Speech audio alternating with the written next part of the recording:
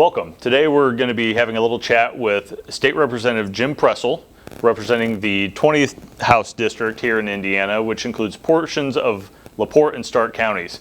Representative Pressel is the incoming new chair of the House Roads and Transportation Committee and also serves on the Commerce, Small Business, and Economic Development Committee as well. A small business owner, building and remodeling residential homes throughout Northwest Indiana. Welcome, Chairman Pressel. How are you today? Thank you. I'm doing good, and thank you for the opportunity to talk virtually a little bit with some of your members, answer a few questions for you that it may be prioritized for you guys and important to hear my responses on it, right? Yes. So the first thing, and I think I mentioned it earlier, I'd caution everybody that I've been the new Roads and Transportation Chair for every bit of what seems like 30 seconds, Yeah. right? So I'm learning as I go. Fantastic. Well, we do have a couple roads and transportation questions for you today. First, community crossings has been a great asset for counties. Due to the pandemic, state revenue is not coming in as forecasted. Have there been any discussions if community crossings is going to end at some point, or should we continue to see community crossings dollars into the future?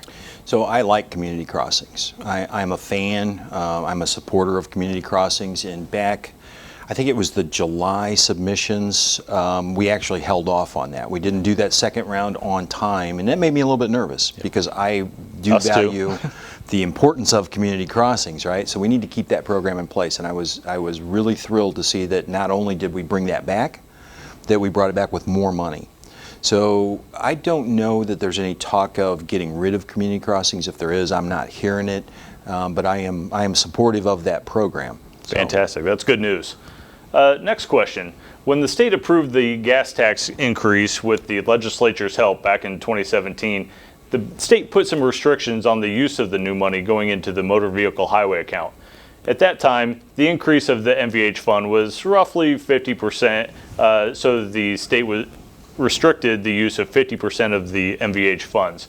However, now that MVH funding is only about the increased amount of MVH funding, the new funding level is about 30% from pre-gas tax increase.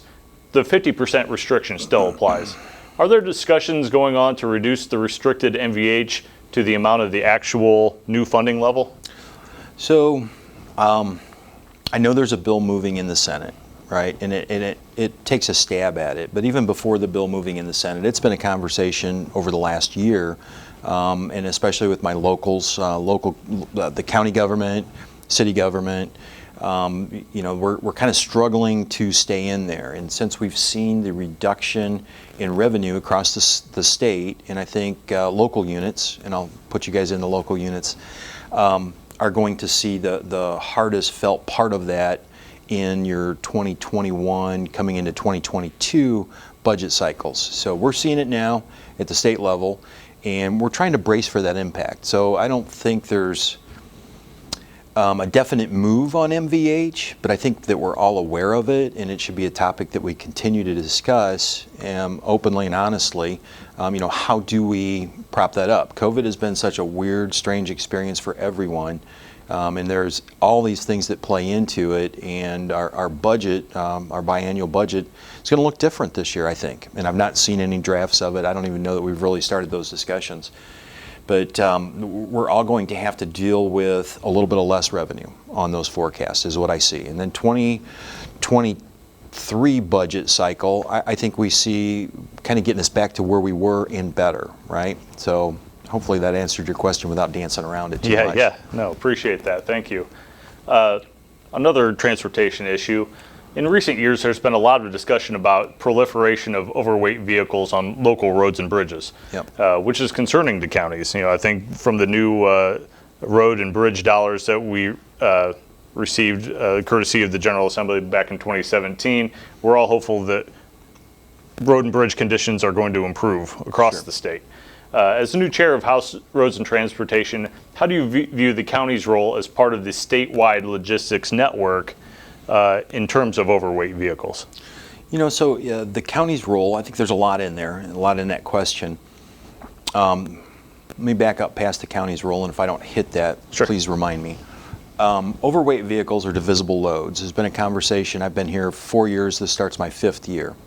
And that has been a conversation and a topic that's been here ever since I've been in the General Assembly. And we don't seem to get anywhere with it, and it's a list of commodities. And I believe that the General Assembly should not pick winners and losers on the main topic itself. So I would like to see us get rid of the commodities list. But in doing that, I don't want to see us open this up wide open, and I don't think anybody wants to do that. So we have to take a balance of how do we get out of the business of picking winners and losers?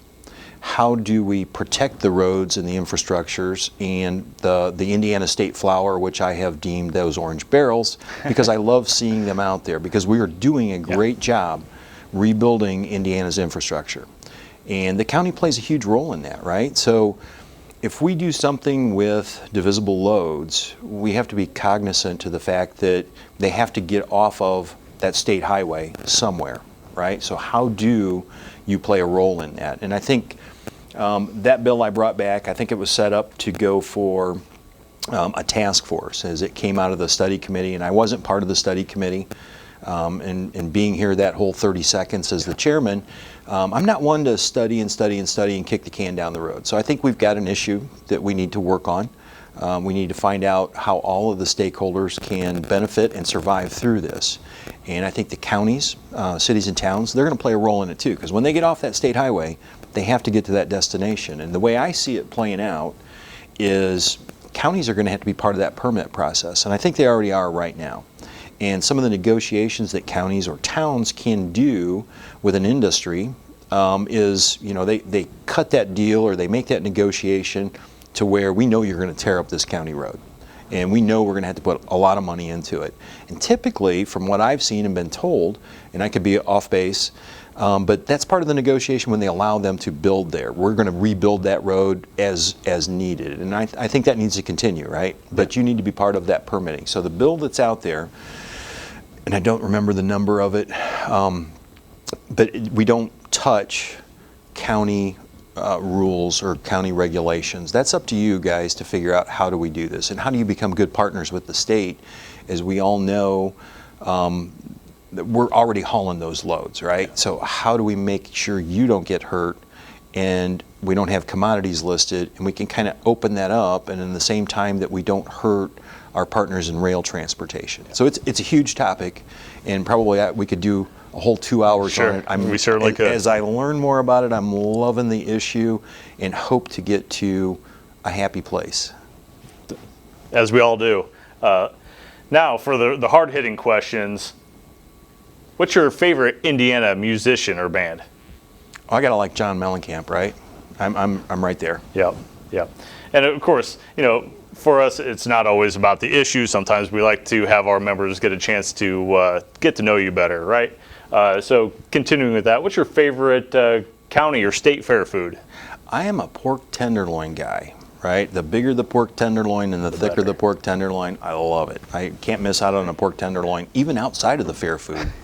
I agree with that. How about your favorite Indiana sports team, college or pro? I'm going with the Colts. Let's get there. Next year's another year. Right. Well, thank you for joining us today, Chairman Jim Pressel from the 20th District.